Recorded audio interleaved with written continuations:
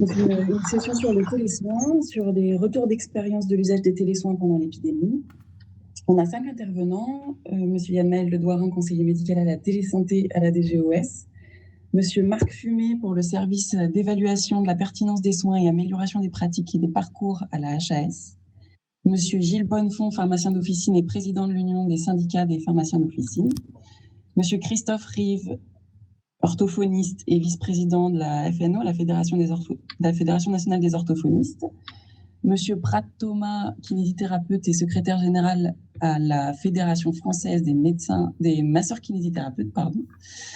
Et voilà, pendant la présentation, vous pouvez poser vos questions par écrit dans la petite fenêtre de chat en bas à gauche, et on les lira à la fin de la séance pour la séance de questions. Et voilà, je vais donc laisser la parole à monsieur Ledouarin pour sa présentation. Je coupe mon micro. À vous. Bonjour à tous, merci à tous d'être présents ce matin, pardon, désolé, au bout du 3e jour de congrès, je commence à mélanger le soir et le matin. Alors, je voulais juste en introduction de cette session reposer le cadre juridique du télésoin pour permettre à tout le monde d'avoir les bonnes bases et à la discussion ensuite de pouvoir être la plus interactive et la plus intéressante possible. Jusqu'en 2010,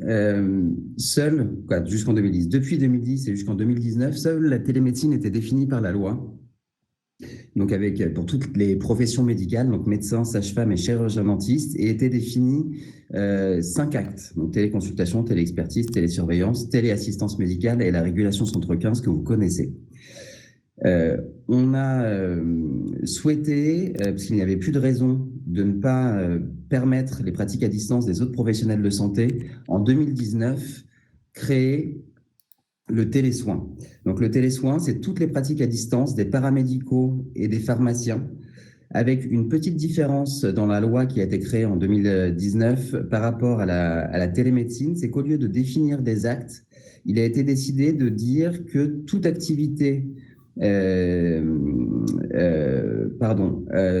des professionnels de santé, tant qu'elles sont dans leur cadre de compétences, pourraient potentiellement se faire à distance. Donc on ne définit pas des actes type téléconsultation, téléexpertise, on permet à distance ce qui est faisable dans le cadre du périmètre de compétences de chacun des professionnels.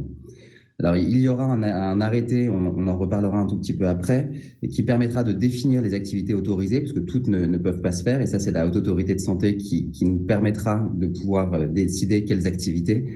Mais donc voilà, on a décidé de faire un cadre moins rigide en ne définissant pas a priori des activités, des actes, mais en permettant de faire à distance tout ce qui est dans le cadre de compétences de chacun des professionnels. En tout, c'est 18 professions qui sont concernées par le télésoin, donc les audioprothésistes, les diététiciens, les épithésistes, les ergothérapeutes, les infirmiers, les manipulateurs électro-radio médical, masseurs kinés, ocularistes, opticiens lunetiers, orthopédistes, orthoprothésistes, j'avais fourché avant, c'était les orthophonistes, les pédicures podologues, les pharmaciens, les podorthésistes, les psychomotriciens et les techniciens de laboratoire. Donc c'est une avancée, on va dire, assez énorme. On passe de 3 professions et on y rajoute, depuis 2019, 18 nouvelles. Globalement, comme je vous disais, le télésoin créé par la loi de 2019, donc c'est une forme de pratique à distance comme pour les professions médicales, mais pour les paramédicaux et les pharmaciens. Dans le cadre des compétences actuelles, il manque 2 textes d'application qui permettront de faire rentrer dans le droit commun ces activités, c'est-à-dire un arrêté pris après avis de la Haute Autorité, mais la Haute Autorité de Santé, Marc Fumet en parlera juste après, qui nous permettra de définir et d'autoriser les activités, et une modification du décret télémédecine pour inclure le télésoin. En avance de phase, mais on en reparlera dans les retours d'expérience, comme ces textes n'étaient pas encore sortis, encore publiés au moment de l'arrivée de la crise, il a été très rapidement décidé d'ouvrir, de déroger pour permettre ces activités malgré l'absence de texte. l'absence du décret et de l'arrêté pour permettre aux pharmaciens, aux infirmiers, aux orthophonistes, aux ergos, aux psychomotriciens, aux masseurs kinés, aux orthophonistes, orthoptistes et pédicures-podologues de pouvoir exercer à distance dès le début de la crise pour faire face aux besoins des patients et des professionnels, notamment pour beaucoup de pathologies chroniques, pour éviter les ruptures de soins. Et donc, c'est vrai que ça a énormément, la crise a accéléré, on va dire, l'arrivée du télésoin et la possibilité pour les professionnels de commencer le télésoin. Et je voudrais d'ailleurs remercier les professionnels qui très rapidement s'y sont mis. Il y a eu une mobilisation des différents professionnels concernés par le télésoin assez importante et extrêmement rapide. Voilà. Donc, un peu le cadre qu'on souhaitait poser dès le début de la table ronde. Merci pour votre présentation. Je vais passer la parole maintenant à Monsieur Marc Fumet pour le service d'évaluation des performances des soins et d'amélioration des pratiques et des parcours de la HAS. Oui. Yann Collot, passer son diaporama. Merci. Merci beaucoup, Léla. Merci, Yann. Tout d'abord, moi, je voudrais remercier les organisateurs de la SFSC. Ce congrès virtuel est une expérience que je trouve très réussie d'immersion dans un monde virtuel et on a bien besoin en ce moment. Donc, je vais rebondir sur les propos introductifs de Yann et donc vous présenter des publications de la Haute Autorité de Santé sur le télésoin et vous le verrez. Alors qu'il a fallu de nombreuses années pour mettre en place la télémédecine, la mise en œuvre du télésoin va être et est déjà beaucoup plus rapide. Je vais vous présenter les différentes contributions. Alors vous verrez qu'elles se situent à plusieurs endroits. Elles vont participer effectivement, comme l'a dit Yann, à éclairer la rédaction des textes d'application de la loi qui donc autoriseront et définiront les activités de télésoins. Et dans cet objectif, la HAS, vous le verrez, a fait un travail avec l'ensemble des professions concernées pour identifier les activités éligibles aux télésoins et celles qui ne le sont pas. Les travaux de la HAS vont également servir dans le cadre du droit commun, lorsque le télésoin sera donc autorisé, puisque nous sommes en train de définir les conditions de réalisation du télésoin, afin de permettre qu'il soit réalisé dans des conditions de qualité et de sécurité. Et enfin, la dernière contribution de la HAS, c'est bien sûr dans le cadre dérogatoire face à l'épidémie de Covid pour accompagner le recours massif à la télésanté et en particulier aux télésoins. Je vais donc commencer par la publication des réponses rapides par la HAS. Alors, les réponses rapides s'adressent aux professionnels qui vont mettent en œuvre la téléconsultation et le télésoin. Le terme réponse rapide désigne ce qu'il apparaît souhaitable et nécessaire dans le cadre de l'état d'urgence sanitaire. C'est un terme spécifique, différent des recommandations de pratique clinique. Et dans le cadre donc du télésoin, cette réponse rapide propose une mise en œuvre adaptée du télésoin et également de la téléconsultation d'ailleurs, avec notamment, et ça nous l'avons écrit dès le 1er avril de cette année, la possibilité d'utiliser le téléphone lorsque le télésoin ne peut pas être réalisé par vidéotransmission. Je crois que nous avons été les premiers à le dire et cela a donné lieu assez rapidement dans la foulée au cadre dérogatoire qui permet de le faire aujourd'hui. Alors, bien sûr, ces réponses rapides visent aussi à encourager le recours à la télésanté, dont les enjeux dans le cadre du Covid sont multiples. Je vais les citer. C'est bien sûr d'assurer une prise en charge à domicile pour les patients présentant les symptômes de l'infection ou reconnus atteints du Covid. C'est bien sûr, mais ça c'est vrai en permanence, de faciliter l'accès aux soins, y compris en cas de besoin de prise en charge aiguë. Et puis, ça a été beaucoup dit, d'assurer une continuité de prise en charge chez les patients ayant une maladie chronique et chez les femmes enceintes également. Enfin, c'est d'accompagner le patient, et là je vais plutôt parler de la période de déconfinement qui a déjà eu lieu, accompagner le patient dans la décision partagée sur ses modalités de soins médicaux, paramédicaux et d'adaptation de son mode de vie. Et puis, le dernier bénéfice de la télésanté, bien sûr, c'est de protéger les professionnels de santé de l'infection, ainsi que les patients qu'ils prennent en charge. Voilà. Et Un dernier rapport de ces réponses rapides, c'est également de relayer l'ensemble des mesures dérogatoires que le ministère a prises afin de faciliter la mise en œuvre du télésoin par les professionnels.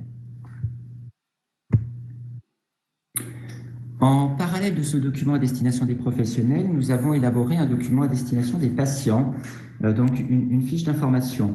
L'objectif de cette fiche d'information est assez similaire puisqu'il s'agit à la fois de mettre en avant les bénéfices, voilà, les bénéfices d'une prise en charge à distance pour les patients, notamment de continuer d'être soignés sans se déplacer pendant l'épidémie. Et ça, c'est très important. On a beaucoup évoqué les conséquences des ruptures de prise en charge pour les malades chroniques. Mais cette fiche vise un deuxième objectif qui est de rassurer les patients sur, par exemple, la possibilité d'être accompagné d'un proche ou d'un aidant au moment du télésoin, sur le déroulé d'un soin à distance, également sur l'équipement nécessaire pour réaliser un soin à distance. Et là aussi, dans cette fiche, nous avons écrit que lorsque la vidéo ne fonctionne pas, eh bien, le patient a la possibilité d'être contacté par téléphone. Voilà. Je vais passer au troisième document. Alors, ce document-là, par contre, s'inscrit dans le droit commun donc, de l'utilisation du télésoin ou de son remboursement. Il vise à éclairer, comme je le disais, le ministère dans la rédaction des textes d'application de la loi. Et puis, en mode pérenne, il vise à favoriser l'appropriation du télésoin par toutes les professions concernées et à contribuer à son déploiement sur le territoire. Pour élaborer cette première fiche, la HAS s'est appuyée sur une analyse de la littérature internationale, puisque le télésoin est développé dans certaines professions et dans certains pays. Et puis, nous avons consulté l'ensemble des parties prenantes. Ça a été rappelé en introduction, il y a 18 professions concernées. L'ensemble des professions qui participent à cette table ronde, orthophonistes, kinés et pharmaciens ont été rencontrés afin de travailler avec eux sur ces documents. Donc cette première fiche répond à la question y a-t-il des soins exclus d'une prise en charge à distance? Et nous avons répondu que non, il n'y avait aucune situation de soins exclue a priori d'un recours à télésoin. À deux exceptions près, les activités qui vont nécessiter un contact direct en présentiel avec le patient et les activités qui nécessitent des locaux ou des équipements spécifiques non disponibles auprès du patient. Et il y en a. Alors, j'ai un peu de mal avec ma présentation, mais je vais y revenir. Voilà.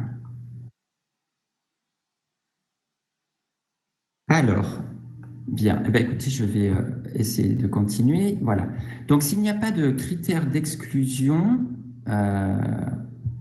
il y a en revanche des critères d'éligibilité à vérifier en amont. Alors, je ne sais pas pourquoi, je n'arrive pas à afficher ma diapo.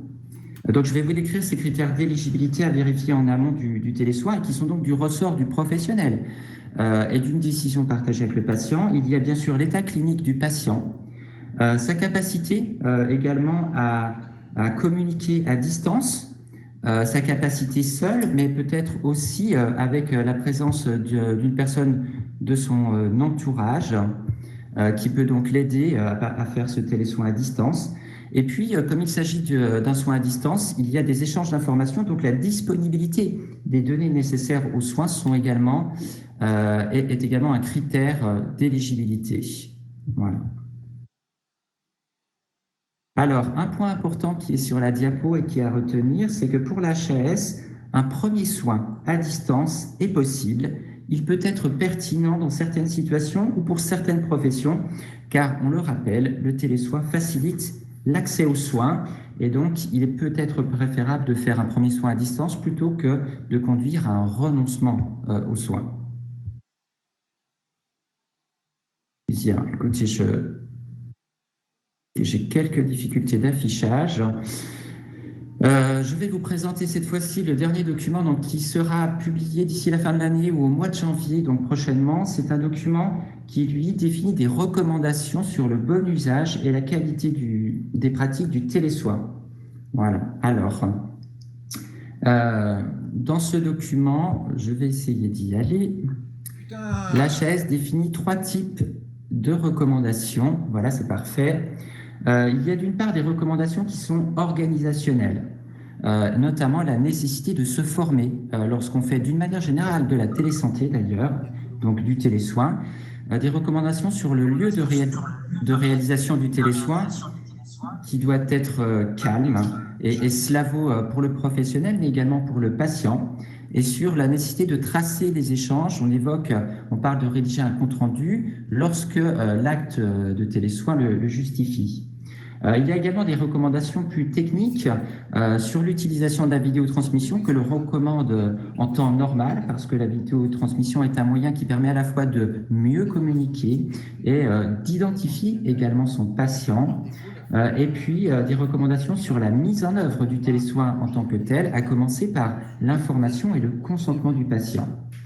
Alors, ces 2 fiches que je viens de citer, elles vont être accompagnées d'un rapport, un rapport d'élaboration. Ce rapport d'élaboration est très important parce qu'il y a à la fois dedans une analyse de la littérature, mais il y a surtout une synthèse de l'avis des parties prenantes.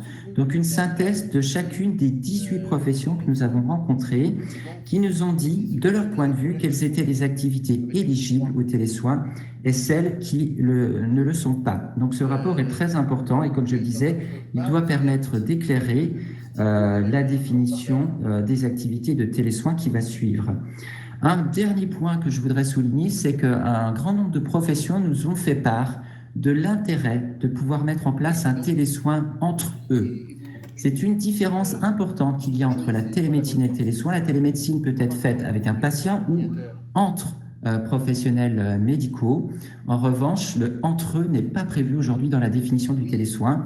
Et donc, dans ce rapport, nous nous faisons en fait l'écho des professions. Nous avons fait remonter ce besoin en l'illustrant par les exemples que chaque profession nous a donnés. Voilà. J'en ai terminé. Merci de votre écoute. Merci beaucoup pour ces précisions, Monsieur Fumet. On va maintenant passer au retour d'expérience des professionnels de santé sur l'utilisation du télésoin pendant l'épidémie. Je vais donc proposer à Monsieur Bonnefond pour les pharmaciens de partager sa webcam sur l'écran de gauche, Monsieur Rius pour les orthophonistes de partager sa vidéo sur l'écran du milieu, et Monsieur Pratt à droite. Ah, Monsieur Bonnefond, vous êtes trompé, mais c'est pas grave. Est-ce que vous arrivez tous à partager? Je vois Monsieur Pratt, Monsieur Bonnefond, Monsieur Rive sur l'écran de gauche. Problème de partage sur l'écran, je suis que sur le central et je ne peux pas basculer à gauche. Sinon, je coupe ma caméra. Voilà, vous pouvez parler à travers votre avatar. Très bien, la parole à vous, au terrain. Toujours sur cette icône son, vous faites un clic droit. Monsieur Gilles Bonnefond, vous pouvez nous raconter un petit peu? Oui, d'accord. Je n'avais pas entendu si c'était à moi. Bonjour à tous, merci de votre organisation. C'est assez intéressant, troublant parfois, mais bravo, c'est très réussi comme congrès virtuel. Bravo pour l'organisation. Pour les pharmaciens, avant d'attaquer sur le retour d'expérience sur les soins, je voulais simplement dire à quel point, depuis 3 ans, le métier a changé. C'est-à-dire qu'avant, le pharmacien, on le cantonnait derrière son comptoir et on était plutôt sur un professionnel de santé dont la principale qualité était la logistique, puisque on le cantonnait à un distributeur de boîtes. On voit bien que depuis 3 ans, les choses ont évolué et on est à la fois sur l'accompagnement du patient, le bon usage des médicaments, avec une intervention sur la prévention, le dépistage, donc ça va au-delà des médicaments, donc on s'occupe du patient dans sa globalité, et avec un souci très très important, c'est le bon usage, et donc une évolution du mode de rémunération, qui n'est plus lié à la marge commerciale, beaucoup moins, mais plutôt lié à l'acte de dispensation, à la validation de l'ordonnance. Donc ça permet d'avoir une stratégie avec des pharmaciens, professionnels de santé, et derrière pouvoir le faire participer de façon pleine et entière à l'équipe de soins primaires. Bien sûr, le télésoin pour le pharmacien, c'était une bonne nouvelle. Alors, ça s'est passé dans des conditions très particulières d'accélérateur. C'était un des avantages de la crise de Covid. Il n'y en a pas beaucoup, mais au moins, il y a eu celui-là. Et de dégager beaucoup de dérogations, notamment sur le suivi des patients, l'accompagnement, la continuité des soins, où on confiait aux pharmaciens quand le patient est stable, le renouvellement des traitements, même quand l'ordonnance était expirée, y compris d'ailleurs pour les hypnotiques, les stupéfiants, les traitements aux opiacés, ce qui montre bien toute la confiance qui a été mise sur notre profession et qui a bien sûr bien relevé le défi. Alors, pour le télésoin, la seule chose qui a été accordée et mise en place, c'est la possibilité de faire ce qu'on appelle les accompagnements pharmaceutiques à distance, à condition que le premier entretien ait été réalisé de façon physique. Les entretiens concernent le suivi des patients sous anticoagulants, que ce soit les antivitamines K ou les anticoagulants directs, où on sait qu'il y a beaucoup de risques de mésusage et de risques iatrogènes sur l'utilisation de ces médicaments quand le patient ne les maîtrise pas et que les analyses ne sont pas correctement faites dans des délais permettant de rétablir le traitement. Il y a l'accompagnement de l'asthme, les bilans de médication partagée, c'est-à-dire quand les personnes ont plus de 5 médicaments, eh bien, on peut faire un bilan pour voir si tout son traitement est parfaitement adapté, donc de faire de la pharmacie clinique, comme cela se fait à l'hôpital avec la conciliation médicamenteuse par nos confrères hospitaliers, c'est la même chose. Et puis maintenant, on va pouvoir avoir des entretiens pour le suivi des anticancéreux oraux, qui représentent à peu près 500 000 patients en ville, et de pouvoir, pendant 3-4 entretiens successifs pendant l'année, accompagner ces patients pour leur permettre d'adhérer à leur traitement, de voir comment gérer les effets secondaires, de connaître les points d'alerte et de voir si le traitement est stabilisé. Donc, c'est cette possibilité-là d'accompagnement du patient qui est prévue dans le télésoin. Et nous, on tient pour l'instant à ce que ce soit cantonné, c'est-à-dire le suivi, l'accompagnement, les entretiens, ce qui va aider le patient tant il ne peut pas venir à la pharmacie, et il est hors de question de l'exclure de cette prise en charge. Par contre, il faut faire attention. Que certains imaginent le télésoin comme étant la possibilité de dispenser à distance les médicaments et de faire un entretien d'explication d'ordonnance à distance. Donc ça, on sait que ça peut être très vite dévoyé par des systèmes de plateforme où tout l'intérêt d'avoir son pharmacien habituel, son pharmacien correspondant, son pharmacien de proximité pourrait être en opportunité détourné. Donc, attention aux actes. J'ai bien entendu la présentation de tout à l'heure. Oui, mais il faut quand même que ce soit des choses utiles pour les patients. Dispenser les médicaments quand le patient ne peut pas se déplacer, va à domicile. Et on porte les médicaments puisque là, il y a, je dirais, du physique à apporter et ça permet à ce moment-là de faire cet acte qui est l'accompagnement, et on demande d'ailleurs à l'assurance maladie d'intégrer dans leur stratégie que les pharmaciens ne restent pas derrière le comptoir, ils vont même plus souvent à domicile, parfois que d'autres professionnels de santé, en excluant bien sûr les infirmières qui font des soins à domicile. Donc, sur cette stratégie d'accompagnement, c'est comment j'intègre ces nouvelles technologies, comment je permets à des patients de ne pas être exclus.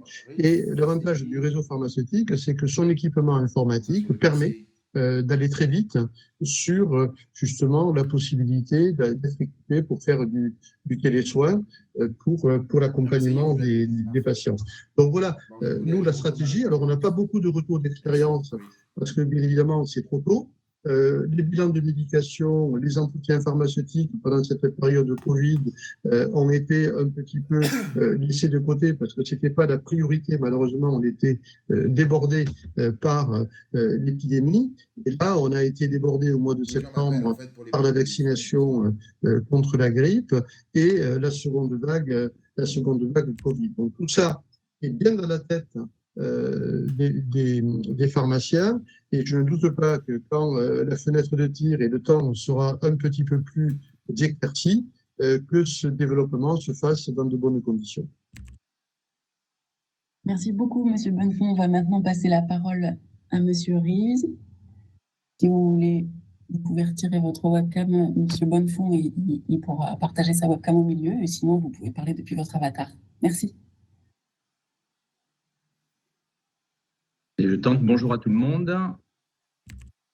Voilà, je pense que alors je vais essayer, comme nous sommes dans un congrès virtuel, merci pour votre invitation, je vais carrément laisser la parole à mon avatar. Donc, pour cet état des lieux pour notre profession d'orthophoniste, je crois que dans la situation actuelle sanitaire, nous avons effectivement directement et avec une grande ampleur utilisé cette modalité pour nous qui était dans un premier temps sur la thématique de la téléconsultation, comme ça a été présenté par les intervenants précédents. Alors pour refaire un rapide historique, c'est un sujet pour nous qui est présent depuis 2014 du fait même de la nature du soin que l'on dispense, c'est-à-dire les pathologies dans le grand ensemble de la communication sur une grosse partie de notre cœur de métier, on va dire. C'est vrai qu'il y a un autre volet qui est très important qui touche les fonctions orofaciales, où là, il y a un rapport au corps et à tout ce qui touche l'aspect du soin direct par toucher thérapeutique. Donc là, effectivement, nous ne pouvons pas le réaliser à distance, mais surtout ce qui était les sujets communication augmentative, alternative, avec déjà des stratégies à distance dans notre matériel même de rééducation, il y avait une forte sensibilisation de la profession à ce sujet. Donc la crise arrivant, nous effectivement, comme l'a soulevé M. Fumet tout à l'heure, nous étions dans une expérimentation et nous remercions d'ailleurs les équipes aussi des instances des GOS et ministères d'avoir pu répondre très rapidement puisque en 15 jours, tous ces actes ont pu se mettre en place. J'insiste encore une fois parce que c'est un sujet important sur uniquement la téléconsultation et je vais revenir sur les souhaits de notre profession ensuite, avec une montée en puissance et une expérimentation finalement à grande échelle de notre profession pour plus de 50% des orthophonistes en France qui ont immédiatement mis en œuvre des soins par téléconsultation. Alors c'est vrai que ces soins, dans un premier temps, étaient un peu limités par des effets de liste officiels correspondant à notre nomenclature, mais tous les actes n'étaient pas possibles et envisageables. Alors, dans le possible, effectivement, nous avions éliminé dans un premier temps la phase de bilan, qui est pour nous en orthophonie l'entrée dans le soin orthophonique indispensable. Ensuite, nous posons un diagnostic et nous mettons en place des séances. Là, le bilan n'était pas possible en télésoin. Donc, il fallait déjà que les patients aient eu effectivement une première séance en présentiel. Donc, il y a eu ensuite des phases d'extension de ce périmètre avec la phase de bilan de renouvellement et puis même dans des situations dérogatoires, et ça pour nous c'est assez important, pour la continuité du parcours de soins hôpital-ville, de pouvoir mettre en œuvre effectivement dans certains cas où le bilan dans les situations par exemple post-accident vasculaire cérébral ou cancérologie, etc., a déjà été vu en bilan à l'hôpital, on peut mettre en place le télésoin directement. Et ça, c'est un point effectivement d'évolution sur lequel nous serons vigilants dans les textes qui vont sortir. Sur le retour que nous avons eu, nous avons fait une étude à grande échelle de nos collègues, aussi bien au niveau donc orthophonistes que patients et aidants. Effectivement, cette mise en œuvre du soin, alors au-delà même de la situation crise sanitaire et pouvoir déjà répondre à la demande de soins parce qu'il y avait eu interruption, mais même dans un futur, est plutôt très très bien reçu puisque on est à plus de 65, presque 70% de niveau de satisfaction des professionnels qui l'utilisent et à plus de 80% pour les patients, avec quelques restrictions effectivement sur les pathologies dont j'ai parlé tout à l'heure qui ont d'un rapport direct du soin, mais c'est quelque chose qui est pour nous plutôt une réussite et qui finalement va bien plus loin que l'article 6 que nous avions mis dans notre convention nationale où nous devions faire des expérimentations et cette crise de Covid dans ce grand malheur, on va dire, général, a quand même créé ce processus-là qui finalement va peut-être être une modalité assez intéressante qui ne va pas répondre à toutes les situation, effectivement. On a tendance à dire que le télésoin ne va pas faire pousser des orthophonistes, puisqu'on sait très bien qu'on a un problème d'accès aux soins majeur dans notre profession, avec des délais d'attente et un manque de professionnels assez important. Mais c'est une modalité qui peut favoriser l'accès dans différentes situations, handicap, éloignement, etc. Et peut-être même, et là on attend des résultats d'études sur des différents niveaux d'expertise, des modalités qui peuvent améliorer l'impact du soin en termes d'intensité et autres. Le gros sujet qui est pour nous aussi très important, soulevé par M. Fumet tout à l'heure, c'est l'attente de ces textes qui vont sortir, parce qu'on parlait tout à l'heure de cette définition avec une astuce sur le périmètre des soins qui peuvent être faits en télésoins. En orthophonie, nous avons un texte qui est la nomenclature générale liée à la convention, qui pour l'instant ne nous permet pas de faire de l'expertise, de l'accompagnement et du conseil, mais du soin et du bilan. Et c'est vrai que par contre, dans notre décret de compétences et dans nos référentiels métiers, nous faisons aussi de l'expertise et d'autres choses.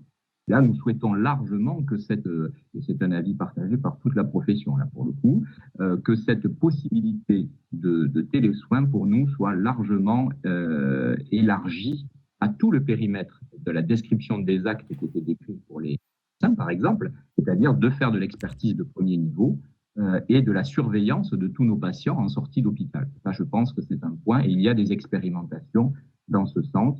C'est un point qui devra évoluer, peut-être pour d'autres professions de santé. En tout cas, nous y tenons vraiment essentiellement.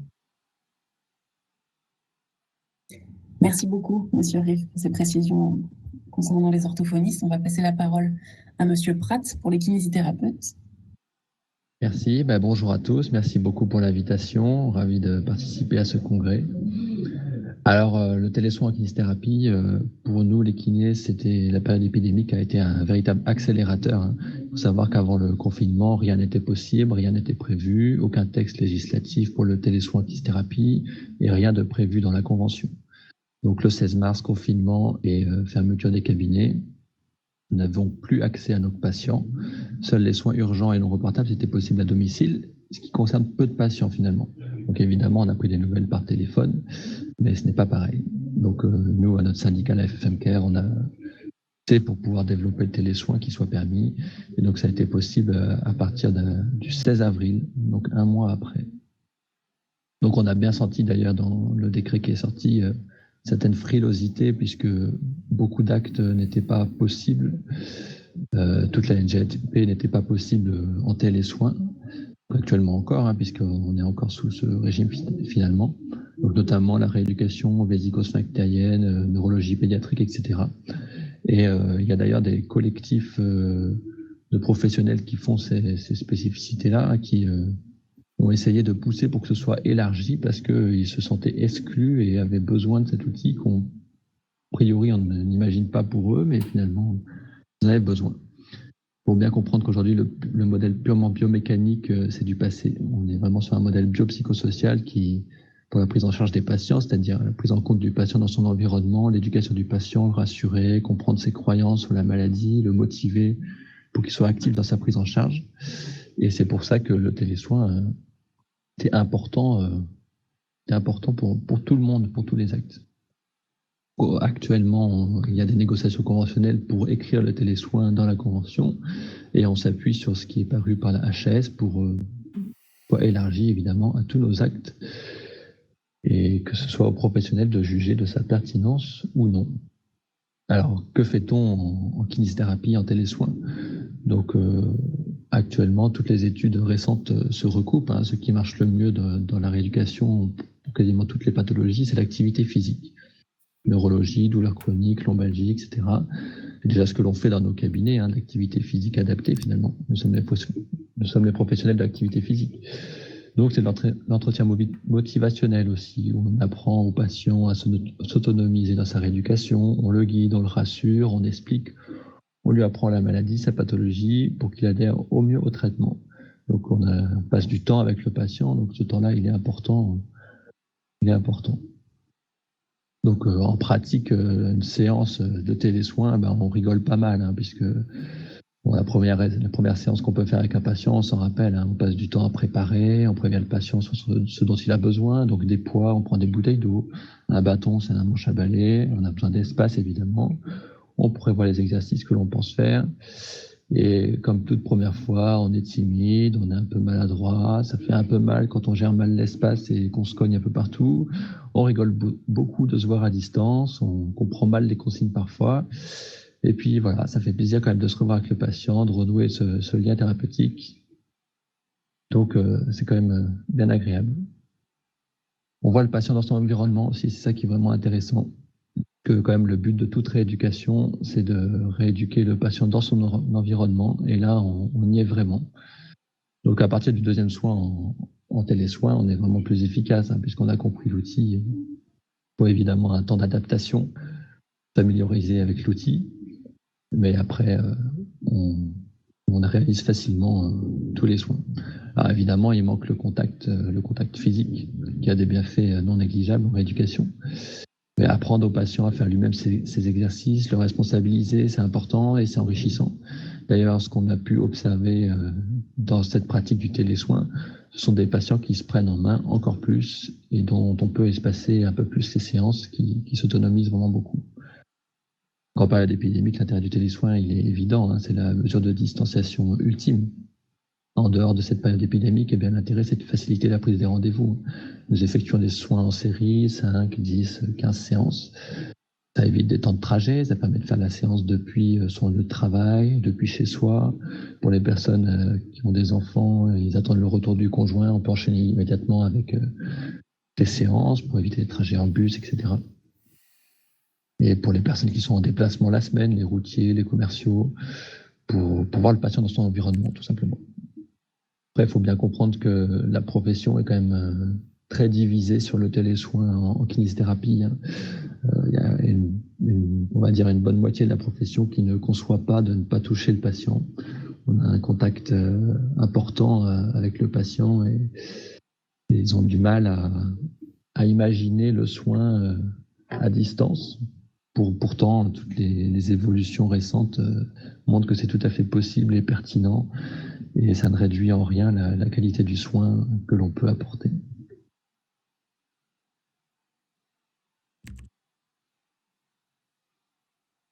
Merci beaucoup, Monsieur Pratt. On a quelques minutes pour passer aux questions. Je vais lire deux questions de Madame Montbeau Hélène sur le chat qui demande à Monsieur Rives, du coup, quel support numérique et quel logiciel d'échange vous utilisez en orthophonie? Et est-ce qu'une IDE, une infirmière, peut accompagner au domicile les patients en pratique du télésoin, notamment en orthophonie et dans d'autres métiers? Merci. Oui, alors merci pour votre question. Sur les supports, alors on a déjà le support technique lui-même d'une plateforme que l'on utilise nous pour réaliser la téléconsultation, qui est une plateforme qui était effectivement portée par la Fédération nationale des orthophonistes qui s'appelle InziCare, qui est une plateforme qui nous permet de mettre en place de manière sécurisée la téléconsultation.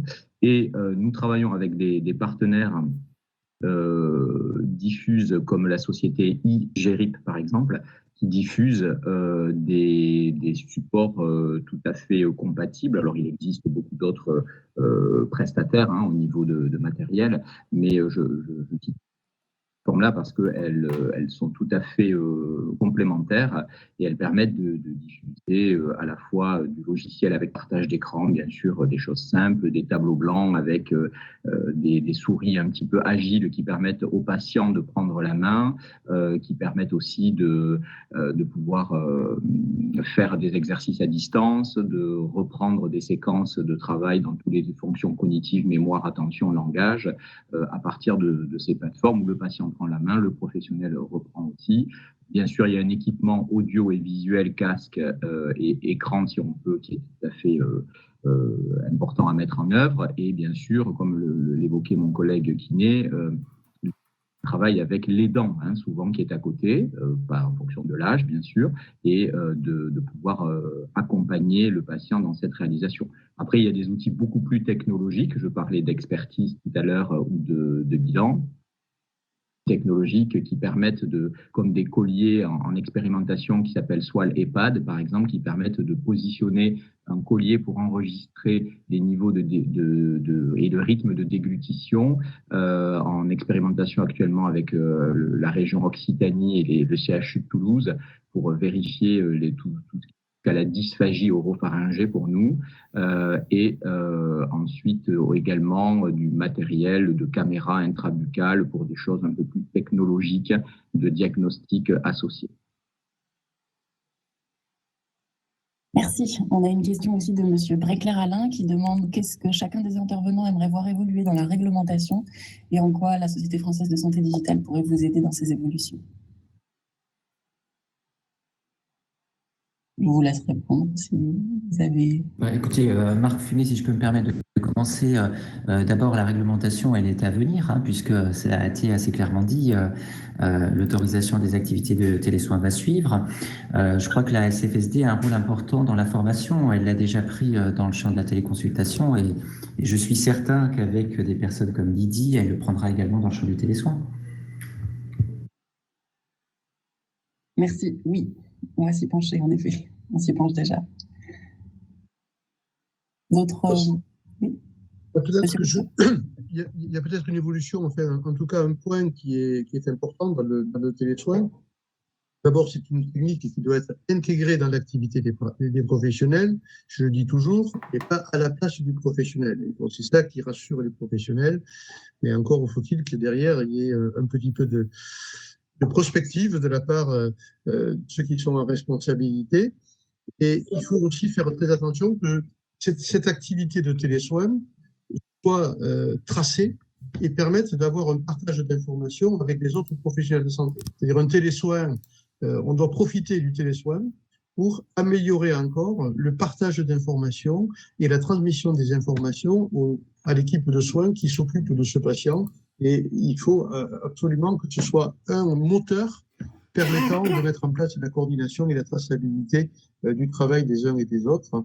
Et c'est d'ailleurs, au-delà du télésoin, c'est également peut-être parfois le démarrage d'un chat entre professionnels.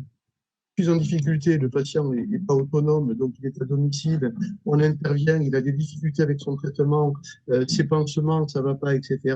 Il faut qu'on aille plus loin et qu'à travers cet acte à distance, ça puisse se déclencher derrière de la coordination également à distance avec les autres professionnels de santé. Même patient. Pour ma part, je l'ai évoqué tout à l'heure, je pense que nous, la perspective est très claire. On veut avoir cette évolution et les outils que l'on développe et les expérimentations vont dans ce sens, sur cette totalité du champ de ce qui est donné à la télémédecine, qui puisse être aussi le cas. Alors, on parlait des compétences restrictives des professions, bien sûr, dans ce périmètre défini, mais qu'on puisse le faire. Déjà que, effectivement, cette expérience du télésoin nous montre que on prend un peu quelques petites responsabilités du côté du gouvernement pour pouvoir faire deux expertises qui est si fondamentale, puisque c'est très fréquemment que des médecins nous demandent un avis avant même de mettre en œuvre le soin du bilan orthophonique sur des sujets, je pense, des sujets divers, orthodontiques, phoniatriques, neurologiques, etc. Donc là, c'est important que l'orthophoniste puisse mettre en œuvre cette expertise et aussi de l'assistance, comme j'évoquais tout à l'heure, voire même de l'assistance entre pairs ou tout simplement sur un avis ou de la surveillance au domicile du patient, dans l'environnement du patient, pour les sorties d'hospitalisation. Donc là, je pense qu'il faut que le législateur aille dans ce sens un peu d'élargissement du périmètre, qu'il y ait cette possibilité d'adéquation pour toutes les professions avec ce qui est fait réellement sur le terrain. Je rejoins tout à fait ce qui est dit. L'extension à tout le champ de compétences de chaque profession est important, je pense, et à la télé-expertise pour pouvoir échanger entre professionnels de santé, tout à fait pertinent et qui va manquer peut-être par la suite. Merci beaucoup. Merci d'avoir répondu à toutes les questions. On va donc laisser la place au symposium Abbott Sanofi sur la Seine. Et n'oubliez pas que dans le hall d'exposition, il y a aussi beaucoup de stands à aller visiter. Alors, pour faire marcher vos avatars à travers les allées, c'est très rigolo et ils vous attendent nombreux. Merci beaucoup pour cette présentation. Au revoir. Au revoir. Merci à vous, bon congrès. Au revoir, merci. Au revoir, merci beaucoup au congrès.